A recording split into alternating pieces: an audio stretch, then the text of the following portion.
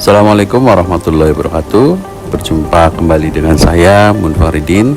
Kali ini saya akan memaparkan koneksi antar materi modul 21 dengan pembimbing Ibu Fasilitator Ibu Sri Wardani, kemudian pengajar praktek Ibu Farida.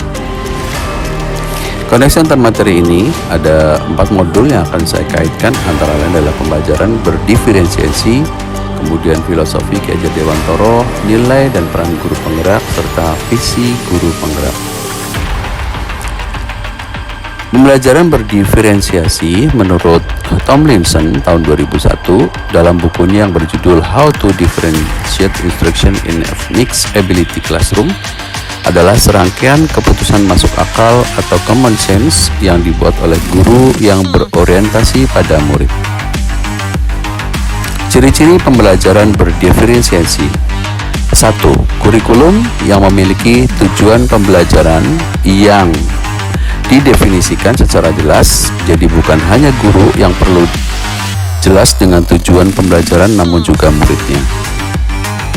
Bagaimana guru menanggapi atau merespon kebutuhan belajar muridnya, bagaimana ia akan menyelesaikan rencana pembelajaran untuk memenuhi kebutuhan belajar murid tersebut. Bagaimana guru menciptakan lingkungan belajar yang mengundang murid untuk belajar dan bekerja keras untuk mencapai tujuan belajar yang tinggi. Manajemen kelas yang efektif. Bagaimana guru menciptakan prosedur, rutinitas, metode yang memungkinkan adanya fleksibilitas. 5. Penilaian berkelanjutan. Bagaimana guru tersebut menggunakan informasi yang didapatkan dari proses penilaian. Aspek kebutuhan siswa. Di sini ada kesiapan belajar murid atau readiness, adalah mengharuskan guru untuk menilai pengetahuan awal dan menentukan apa yang sudah murid ketahui. Yang kedua adalah minat murid. Minat murid adalah salah satu motivasi yang penting bagi murid untuk terlibat aktif dalam proses pembelajaran. Selanjutnya adalah profil belajar murid, berkaitan dengan lingkungan, tempat tinggal, budaya, gaya belajar murid, dan kecerdasan majemuk. Selanjutnya adalah kebutuhan belajar murid. Di sini ada 6. Yang pertama adalah mengamati perilaku murid. Yang kedua adalah mengidentifikasi pengetahuan awal. Yang ketiga adalah mereview dan melakukan refleksi terhadap pembelajaran. Yang keempat, berbicara dengan wali kelas atau guru sebelumnya. 5. Membaca rapot murid tahun lalu. Kemudian yang terakhir adalah menggunakan berbagai penilaian formatif dan diagnostik. Strategi diferensiasi pembelajaran. Yang pertama adalah diferensiasi konten.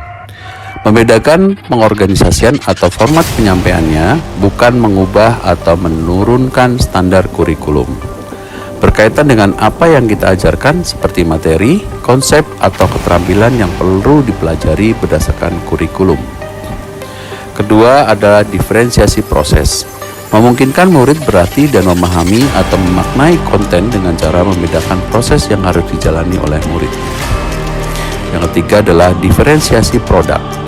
Bukti yang menunjukkan apa yang telah murid pahami dengan cara membedakan atau memodifikasi produk sebagai hasil belajar murid, hasil latihan dan penerapan pengembangan apa yang telah dipelajari. Keterkaitan antara modul pembelajaran berdiferensiasi dengan modul lain.